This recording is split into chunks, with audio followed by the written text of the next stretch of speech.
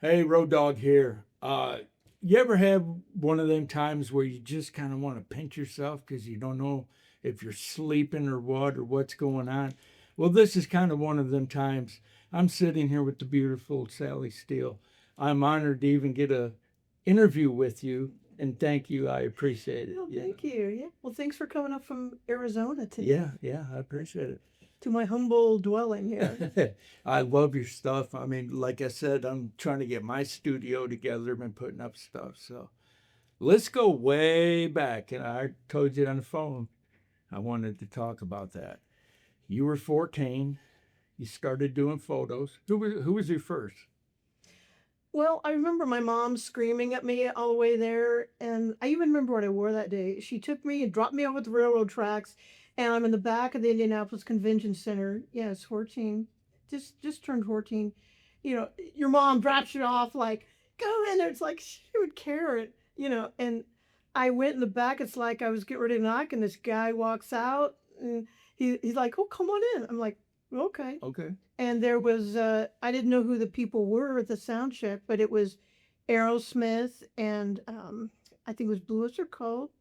I started taking pictures backstage, and I had my little flash cube camera, So every show, and I met the promoter that did all the shows, and so every show that came to Indianapolis back in the early '70s, mid '70s, I was backstage always. It didn't matter except the Black Sabbath one. That's another story, but I Oh, I managed to do that. there you go. So Aerosmith was really the first one that you took Yeah. pictures at, and Hmm. that's cool. Yeah, like I had said to you, we kind of got a thing in common there because I started at 14. Actually, I was like a month away from 14. I was 13. My dad had to sign papers for I could go to work at Cobo Arena. And my first show was Joe Walsh and Wet Willie that I Okay. did there, So I was there for Kiss Alive. I was there for Bob Seger's Live Bullet. I was there until I went out on tour. I got a job, a roadie job with Gordon Lightfoot. That was the first one I went out with.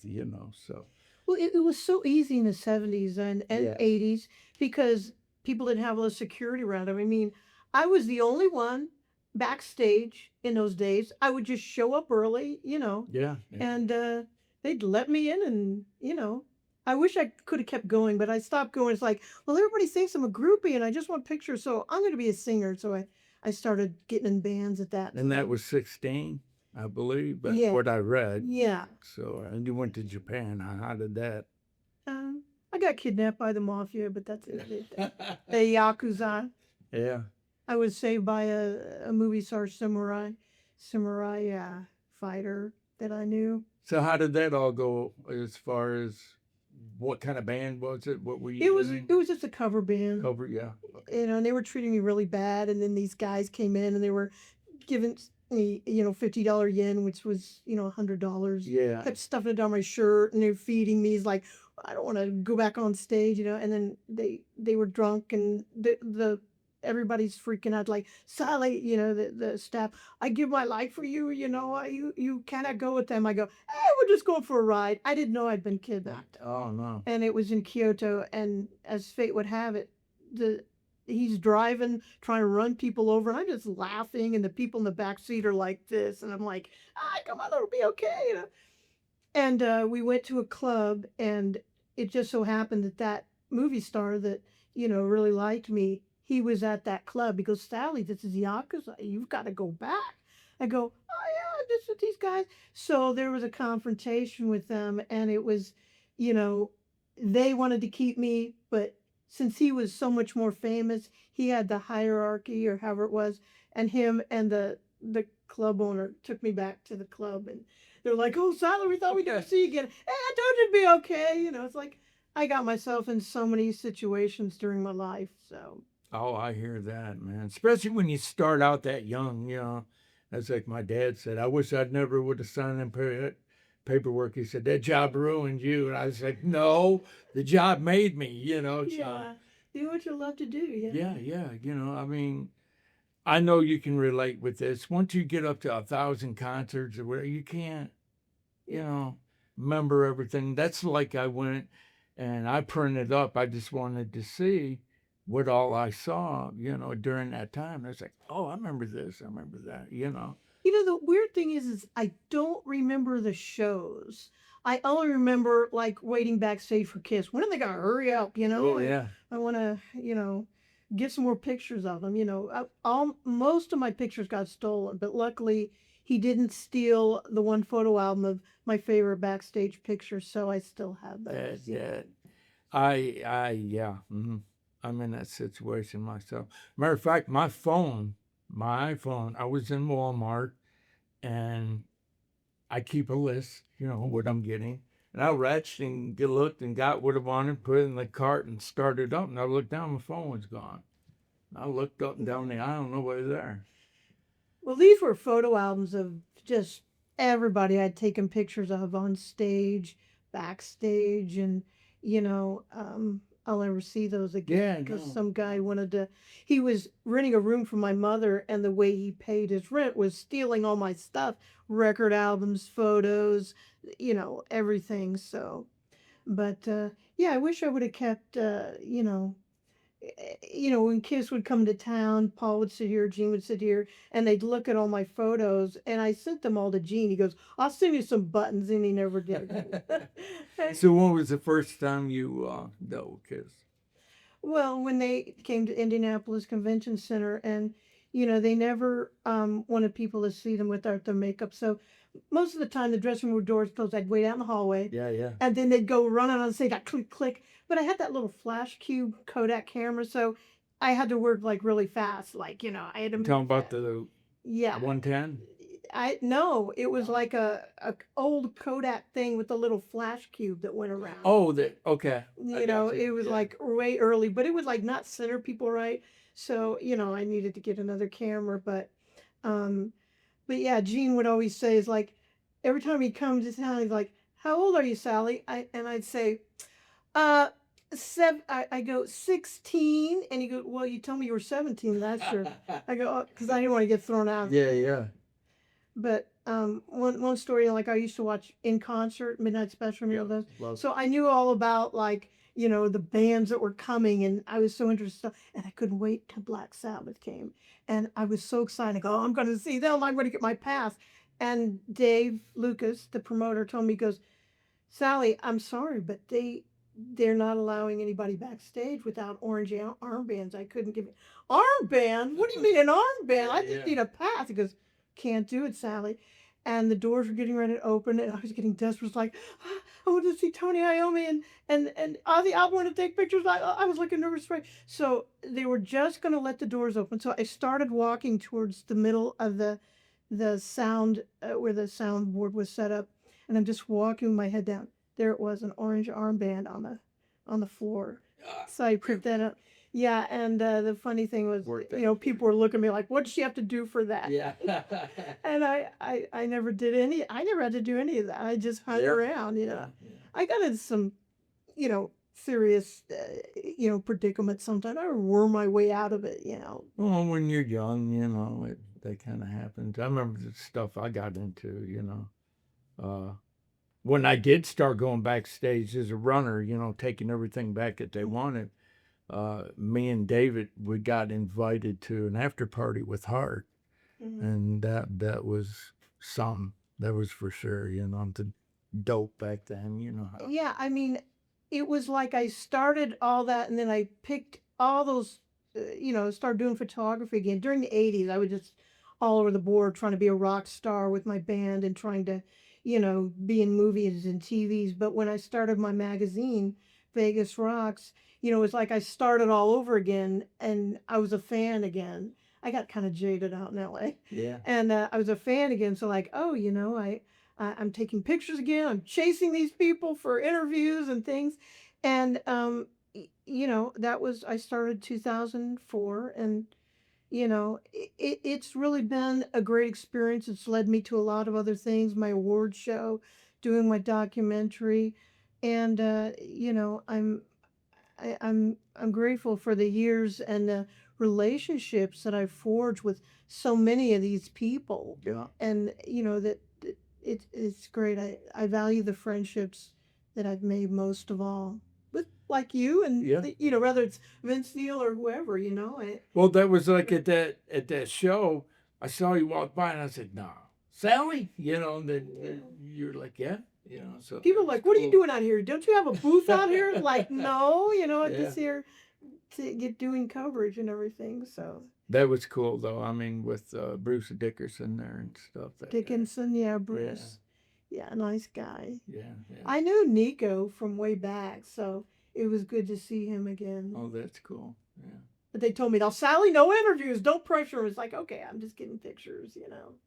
Now, when did you start your magazine? When did all that? 2004. 2004. I'd come to Vegas, and I, I was dating this maintenance man that I saw him at the Cheyenne Saloon. I'm like, oh, he's so cute. I wish he'd talk to me. And he talked to me, and we got involved like really fast. We were going to get married. We got engaged, and before he left me at the altar, going down that, in his drunken stupor or whatever, went to Arizona. He told me, he goes, "I'm going to start a local magazine, and, I'm going to Yeah. call it Underground Sin City." And I go, "That's a great idea." He goes, "I'm going to charge people $35 an ad for free ad for the first month." And I go, "Oh, that's a great idea." And I go, "That's great. I can get like Alice Cooper." I drove him when I was a limo driver, and he's like, "No, no, it's just going to be local bands." I go, "Well, nobody's going to be interested in that. You got to get celebrities in there." Well, anyway, he left, and I took out my. I ended up doing it myself. There's another funny whole story to that, but it's too long of a story. Well, I read something about you having Alice Cooper. I guess you were chauffeuring him, Yeah, 100 mile an hour, yeah, and asking him questions about everything.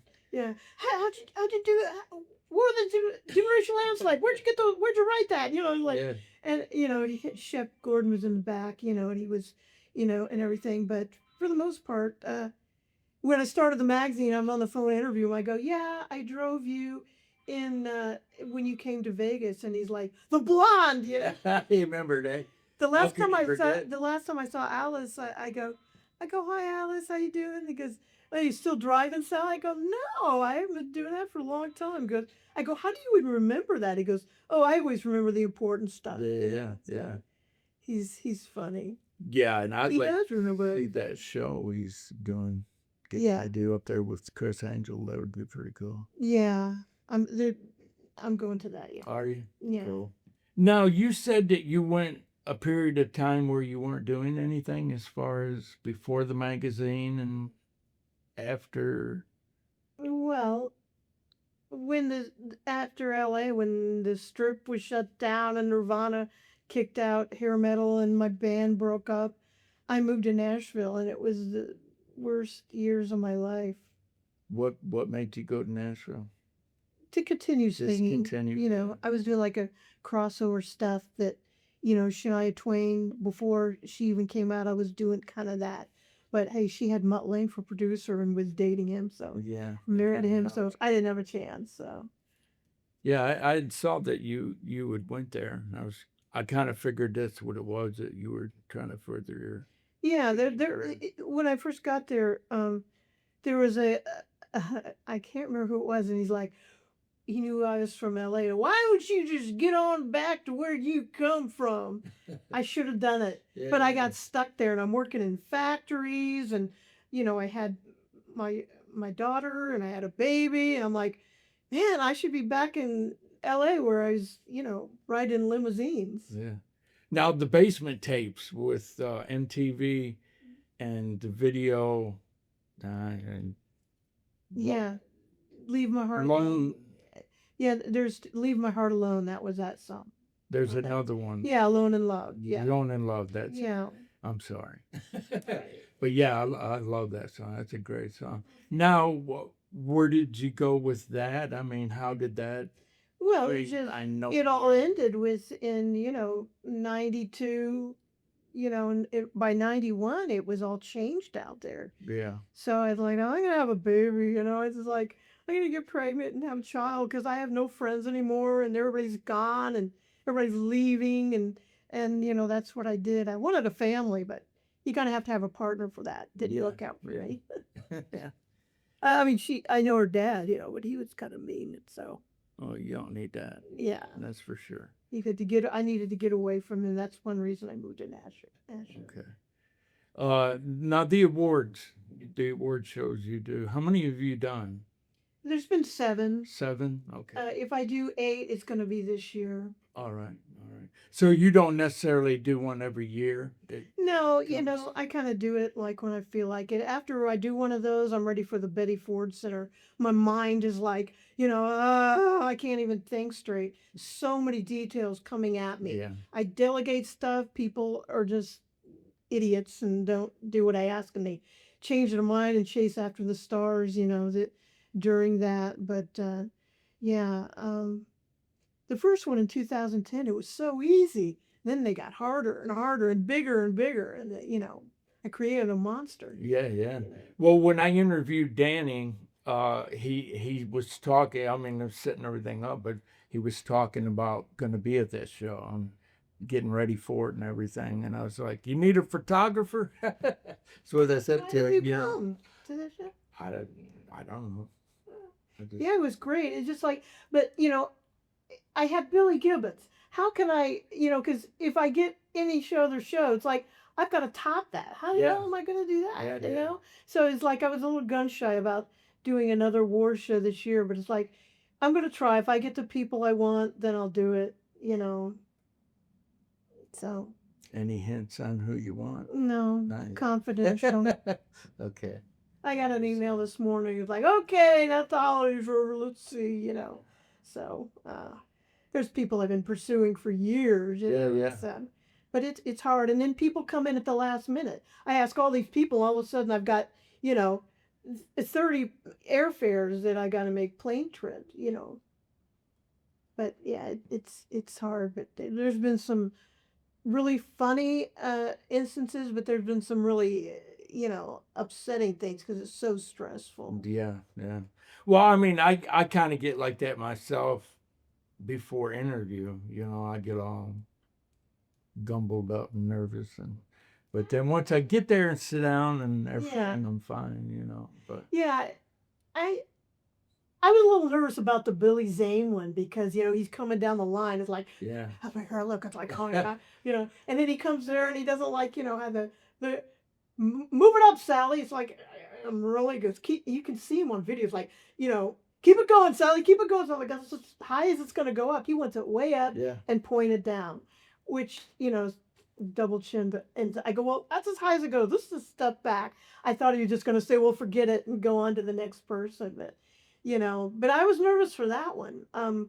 Some of them I'm not nervous about talking to them. It's, is all the equipment working? Oh, this is on, like we said, yeah. 3 times I've done it without sound. So, It's not the point of meeting somebody.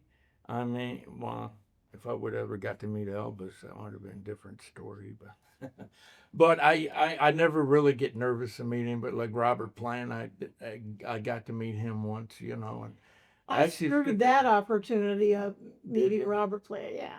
this was 2003, 2004, somewhere around that. And he came to the Chrysler building down in Detroit, which was the Renaissance, one of the Renaissance there. And he was doing promotion for Chrysler.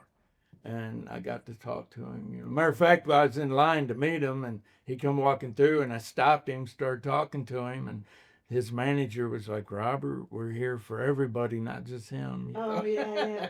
We got to go, I've So done that before. When I yeah, interviewed James Caan, he came down like, "Let me hear it." And I hit him up with some questions, and then he comes out, "Let me hear it." And in the interview, you can see he goes, "I already answered you 7 questions," yeah. and then he starts laughing. But yeah, I just sometimes I get aggressive. You got to, especially if it's like on a red carpet and you want to talk to somebody, you got to really, fight to talk to them. So, you know. One interview that would be what you would consider your best or most you enjoy doing, or On the phone or on video? either. Um,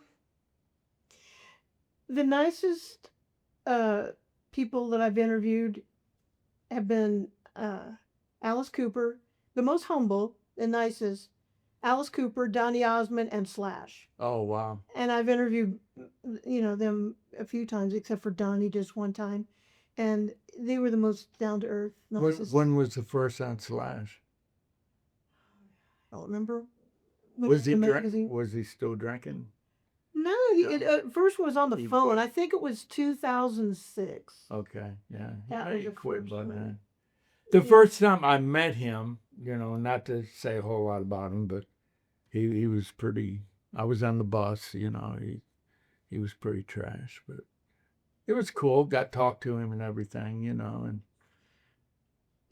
I never said anything bad in my magazine about anybody except for Uh-huh. one person, and that was his ex-wife. oh man, She was the wicked witch. Wicked I Witch, shouldn't yeah. say that because that's bad, but she was so mean to me constantly. Oh man, that's She didn't like anybody, but she just controlled him. But I guess, they're divorced. He's happy of it. She was drinking a lot, so maybe that's why yeah. they were both drinking. But he cleaned up his act, but she never did. Mm. And she was so, I shouldn't say, I don't like to talk bad about it. Yeah, I'm And the she same way. definitely had a drinking problem, and she was like, she hated me. Yeah. I met him 2 more times after that, and he was great. Yeah. It was just that first time, and Silvertide. Are you familiar with them? Yeah. Yeah, Per- way back. Yeah. They that I was with them quite a bit. When they were with Van Halen for a little bit. What was it Ted Templeton? I think his name was.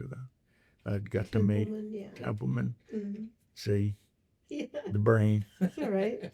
One thing people don't believe about me is I've never been drunk. I've never been high. I never did any drugs. I've never been high, never been drunk. Wow, People that's don't cool. believe it, and yet I was around all that in the '80s in Hollywood, and it wasn't like, oh, I'm a Christian, which I am, and Yeah. I'm not going to touch any of that. Just like I didn't want anything to control me. Because when I was backstage with Kiss, I saw a lot of cocaine use. And this one roadie was doing cocaine, I swear. He turned into a skeleton before my eyes. It's like, this stuff is dangerous. But yeah, I just didn't want anything to control me. Because I don't do things in moderation. Once Yeah. I find something I like to eat, I eat it every day. And if I would have got into cigarettes and, drinking and drugs, I wouldn't be out on the street right now. I would have been a drug addict. That's one reason that I walked away from Road Dogg to begin with, and this leads into what you said about a Christian. Uh, I was raised Baptist. My dad, he could have been a pastor, but he never did it. And I got so wound up in the whole sex, drugs, rock and roll, the whole thing back then, I had to get away from it. And then I had an old girlfriend that had just out of the blue called me one day. And I was in New York at the Javits Center delivering. I drove truck for 34 years. Mm-hmm. And I was delivering a show. And she's like, "What are you doing?" I said, "Nothing." I said, "What are you doing?" She said, "Waiting for you to come get me." I said, "Okay." So I left out of there, went to Tennessee, went and got her. So because of that, I quit because I knew I couldn't get her around the backstage and all that, because she had a drug problem for a while and drinking and that kind of thing. So, Yeah. but I told God, I said, if you give Road Dogg back, you will be part of it. Okay. Mm-hmm. Now that leads to what you just said. So, what are your beliefs? What do you believe in? I believe in Jesus. Yeah. And I don't want to get in a religious thing, but Yeah. part of the reason the world is such chaos is because people just ignore the Ten Commandments. I mean, if everybody would treat everybody, I don't understand how people do the most evil things in this world and they think that there's nothing going to happen after Nothing. this life. Yeah. There's going to be, retribution. Well, that's like right, yeah, that's like right now. I mean, this is last days, and the things are going on in wars and just everything in general that's going on. Well, I don't understand, like, to just people just can kill somebody and it doesn't even phase them. I mean, it's just I'm very sensitive, and I never, I can't even steal like a toothpick. Can I have one of these at a restaurant? Like, I don't know. It just you got to know that we're being watched. Yeah. Oh, yeah. There's things after this life. Well, I mean, the Bible clearly says you're going to answer for everything, Yeah. When you die, you're going to be in front of the Maker and, Yeah. be judged. So, but I was glad to hear that. Yeah. That's cool because I saw an interview with you and Danny. I was watching it before I went to interview Danny, and you touched a little bit on Christianity, Yeah. and that's what I told Danny that I wanted was his Christian testimony because I had heard some of it through you with talking to him, and we got into it a little, quite a bit. It was pretty cool, to learn how he felt, what he went through, and everything. That's like I've been trying to get a hold of Cooper for. I would like to get his testimony, but when you Good deal with luck with that. managers, I know. Man, I mean, I interviewed Alice many times from 2004 to 2010, 2016, and then there's certain people like that I interviewed, like, Def Leppard, Alice Cooper, so many of these people, you can't get interviews with them anymore. yeah, They're doing interviews with like Dan Rather. Yeah. I was lucky enough during that time period where I was the only rock magazine in Vegas, and when they would come to town, everybody would talk to me.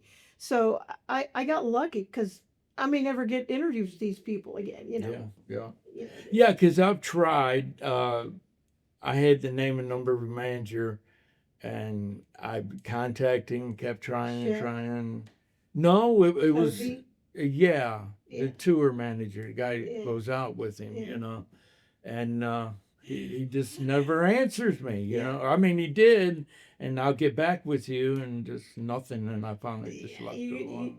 It's one time I was walking with Alice Cooper out in LA after a red carpet, and I go, "Hey Alice, Toby said that you'll come to my award shows," and he goes, "Well, why don't you ask him? He's standing right there." Oh, hi Toby, nice to meet you. That's funny. Yeah. Yeah, his daughter. The second time I met him was because of his daughter. Calico. Calico. She was so nice. She took me on the bus. And do you remember? I'm sure you do. The Killer album. You opened it up, and there was him hanging the calendar. Yeah. On the inside. Yeah, that's a long time. Yeah, 72. I had him sign. Back when you used to get good things, and yeah, when you buy music. Yeah. I was so glad to interview Mick Fleetwood and so many artists for the documentary I did because I'm a big rockabilly fan. And it's Raised on Rock, the Burnett family legacy. It's not a normal documentary because it started out really serious, where I was trying to get the generations of the Burnett family together, Rocky Burnett, and then Billy Burnett, who was in Fleetwood Mac for 9 years. But it started serious because they were all fighting, and then Gary Busey comes in and turns it into like a reality show and acts up. So if you get a chance to watch the Burnett Raised on Rock, the Burnett Family Legacy, it's on Amazon, Tubi, the Google Play, and YouTube. So watch it. It's funny and entertaining. Yeah. And then buy my Sally Steele 1988 to 89 is available on Cleopatra Records on CD, all music platforms, and they just released the album last year, and it's doing really good. So you can listen to all my crazy 80s music on Cleopatra Records. Now, for people to go find your interviews, where they need to go? My Facebook page, Sally Steele, and I've got a YouTube page, Sally Steele. What is it? YouTube.com/Sally Steele. You can watch, I've got like 300 interviews on there Yeah. with people. So you've got to, if you're bored, you can go watch that. Yeah, there's a lot of interesting things on there. Do you do TikTok at all? I do TikTok. It's, Sally Steele Rocks. Instagram and TikTok is Sally Steele Rocks. I just started TikTok. Me too.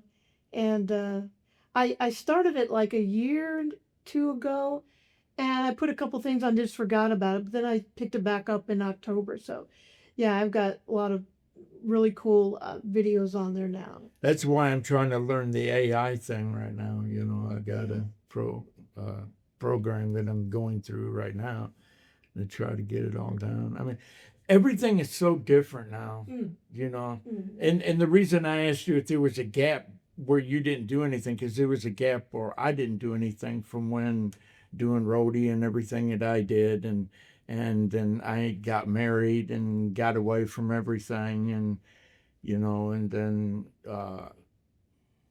about 7 years ago, I started to get back into it and having to buy equipment and just everything slowly, a little bit at a time, and it's hard to get going, but it seems to be like a snowball, keeps getting bigger and bigger. I'm here with you right now, so. I appreciate you coming from Arizona. Believe me, thank you very much. The next time we go to Monster Palooza and you see John Stamos, you better call me. Well, I didn't have your phone number, and I did look for you. I was kind of looking around to let you know. Do you remember where all the masks were? Yeah. He was standing and talking to that guy right there. Yeah. And what had happened is 3 ladies went up, and they finally just started bugging, got all and everything, and they come walking by. I said, "Who was that?" And then they told me. I was like, "Oh, okay, hey." I was upset because I'm friends with Mike Love Jr., Mike Love's son, and I had just seen the Beach Boys at the Venetian before I went there, and John Stamos was with them, and I said, "Hey, are we going to have passes this time? No backstage access this time?" They're like, "Damn, I wanted to meet John Stamos." He was pretty nice, though. Oh, yeah, just he's a for the great few guy. minutes, Oh yeah, So he's a dog. that was cool, and I enjoyed that show. I got to meet you. That's where I met you at, And Did you come the year before to meet Ozzy? No, man. I was gonna go to the one where they had the whole family down in Phoenix. Yeah, I was going to go to that one. He canceled. And yeah, and it was just like, man. And my best time that I ever met Ozzy is WRIF in Detroit did a barbecue with Ozzy, and I knew all the guys, so I just go backstage and went back there. But he came, Sharon came, and they had a barbecue, and they hung out with, I think it was like 25 people, and all the others that they. I was lucky to meet Ozzy many times. Yeah. And I was going to go to Arizona, buy a plane ticket, but I was already in LA and it was midnight. And I saw Ricky Rocket's Instagram. I go, Linda Blair. Oh, let's see who else is Monster Palooza. I go, Ozzy is going to be there? His doctor said he couldn't fly. He wasn't going anywhere. And I go, because I wanted a picture with the whole family. It's like, so there were three VIP packages left. I'm putting on my charge card. And I went there the next day. And, I filmed it when I was, talking to him, but that there's music playing. He can't hear me. I can't hear him. Yeah. But I did do an interview with him when he was at the VH1 Honor Awards. So, but yeah, it's on my mantle. My picture with my family. Yeah. Sally Osbourne. Hey. I got to meet him 3 times. Yeah. He was the nicest guy every time I met him. He was very nice. One of my memorable things. See, and I asked you earlier, I'll just throw one at you. Johnny Cash. Oh, wow. My dad, everything, records, movies, everything. Dad loved him, and I never got along good with my dad. So I saw Johnny Cash when I was a kid, but I didn't get to meet him. I lived in Nashville, not far from him, but I was so confused. I got a baby. I'm working factory jobs. It's like, am I chasing celebrities out here? What am I doing? So I didn't meet him in person. Yeah, I regret it. He was the nicest guy, though. And June, she was there too when we went back. I set it up for just trying, because me and Dad started getting along again and talking, and So I took him to do that. I worked Buddy. for Whalen for a little while. Oh, wow. I would have loved to have met him.